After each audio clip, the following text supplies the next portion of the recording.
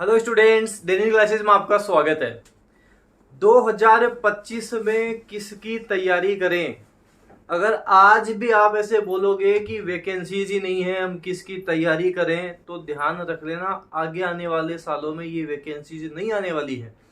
जो अभी इस साल आपको वैकेंसीज देखने को मिलेंगी, बम्पर भर्तियां देखने को मिलेंगी, अगले साल नहीं मिलेंगी आपको। तो जिनको लगना है अभी कमर कस लो, अभी लग जाओ। नॉन सीईटी जैसे कुछ है जिनको सीईटी भी क्लियर है, उनके लिए नहीं, क्लियर नहीं, उनके लिए बता दूं, आपके चतुर्थ श्रेणी कर्मचारी शानदार वैकेंसी है, बम्पर भर्ती है, जितने बढ़िया नंबर लाओगे उतना फायदा है।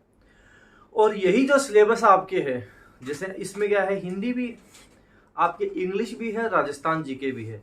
ये तीनों चीजें आपके राजस्थान हाईकोर्ट एलडीसी में भी काम आ जाएंगी, क्योंकि राजस्थान हाईकोर्ट एलडीसी के भी इस वैकेंसी के आने के भी पूरी संभावना है, पूरे चांसेस है।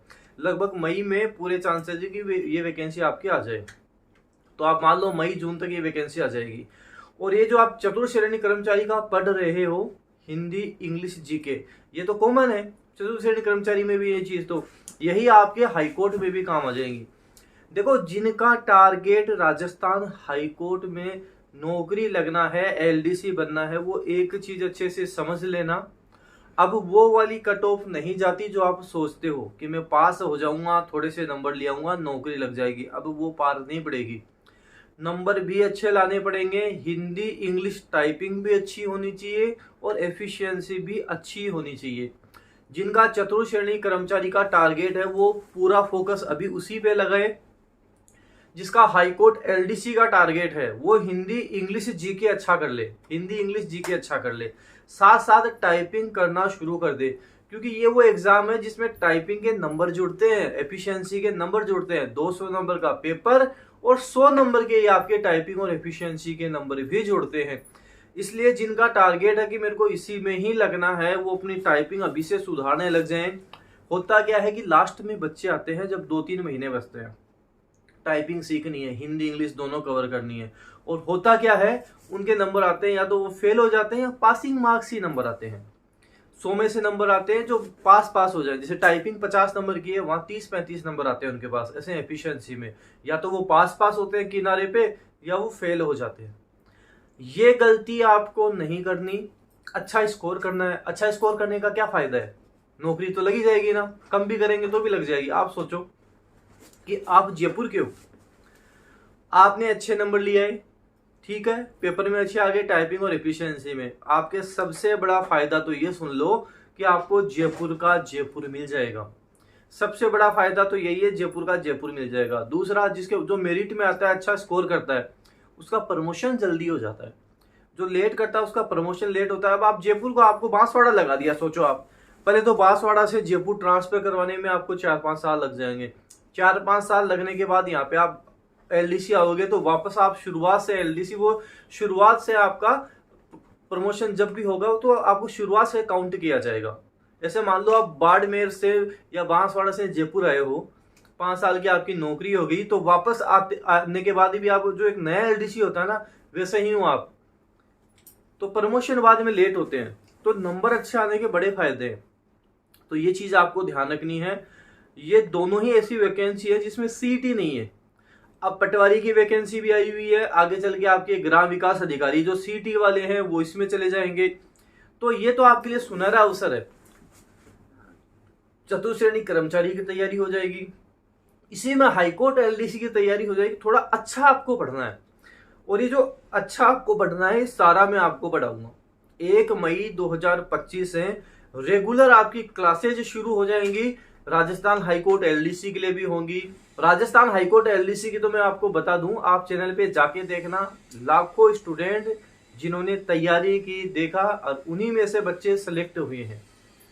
तो आप ध्यान रखना, चतुर्थ श्रेणी कर्मचारी है, वैसे ही तैयारी होगी, वही एग्जाम लेवल वाले क्वेश्चंस होंगे, वही राजस्थान हाईकोर्ट में मैं आपको तैयारी करवाने वाला हूं।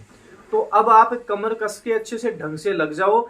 आपका चतुर्थ श्रेणी कर्मचारी का टारगेट है, टॉपिक वाइज सब कुछ पढ़ना है, जो आपको ऐप में मिलेगा और उसी हिसाब से मिलेगा जो एग्जाम लेवल के अकॉर्डिंग होता है। जिससे स्टूडेंट क्या करेगा, पहले टॉपिक पढ़ेगा, संधि टॉपिक पढ़ लिया, क्वेश्चंस भी तो चाहिए इंपॉर्टेंट एग्जाम वाले क्वेश्चंस, वो आपको मिलेंगे। आपने समास पढ़ लिया, क्लियर हो गया। आपको कैसे पता लगेगा कि ये मेरा क्लियर हो गया, मेरे को ढंग से आ गया? जब आप क्वेश्चन से देखोगे तभी तो पता लगेगा, क्वेश्चन आपको मिलेंगे। फिर आपको टेस्ट लगाने भी तो जरूरी है, वो टेस्ट आपको यहाँ पे मिलेंगे। ऐसे हाईकोर्ट एलडीसी की बात करूं, 1 मई से आपकी क्लासेज में शुरू कर दूंगा, ऐप पे भी शुरू हो जाएंगी, आप पढ़ना शुरू करो।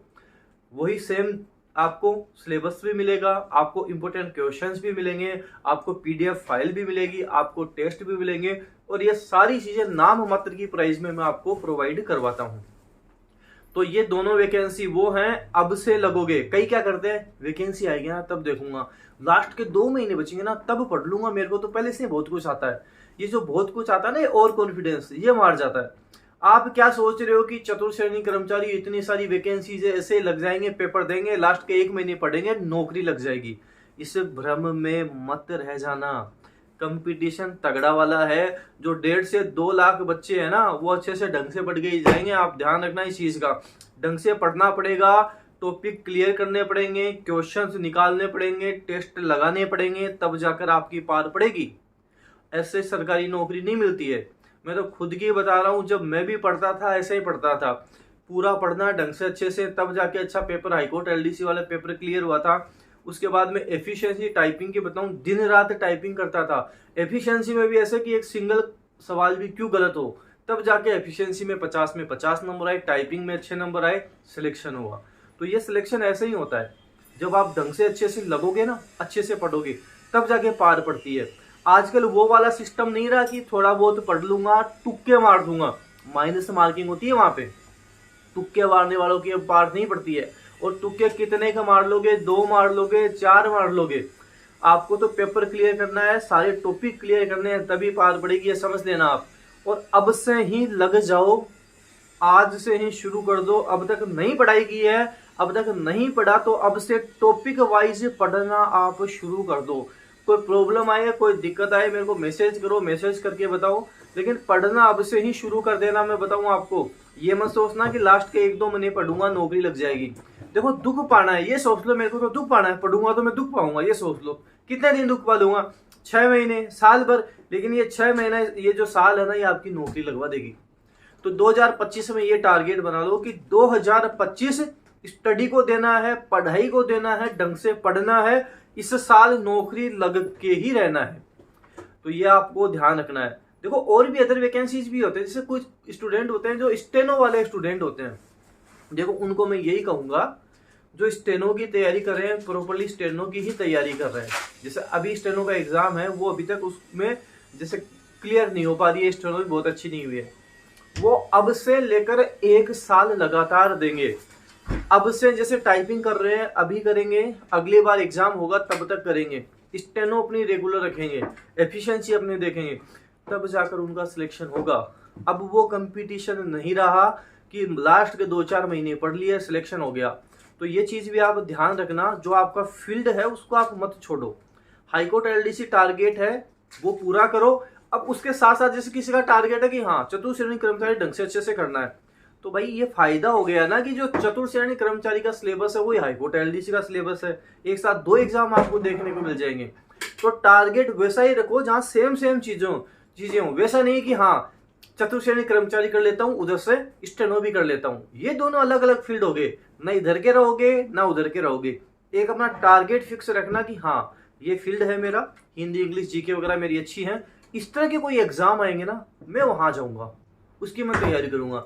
जिसकी स्टेनो क्लियर है, स्टेनो के रिलेटेड क्या क्या एग्जाम होते हैं, जैसे RSSB वाला होता है, उसमें क्या होता है, सिलेबस पढ़ना पड़ता है, हिंदी पढ़ना पड़ता है, इंग्लिश, जीके वगैरह, साइंस। तो मैं ये चीजें पढ़ूंगा, साथ साथ स्टेनो करता रहूंगा। इस तरह से टारगेट बनाए जाते हैं। जैसे SSC में निकलती है तो उसमें अलग सिलेबस है, आपकी इंग्लिश आती है, रीजनिंग आती है, जीके वाला पार्ट आता है, तो वो चीजें हो गई।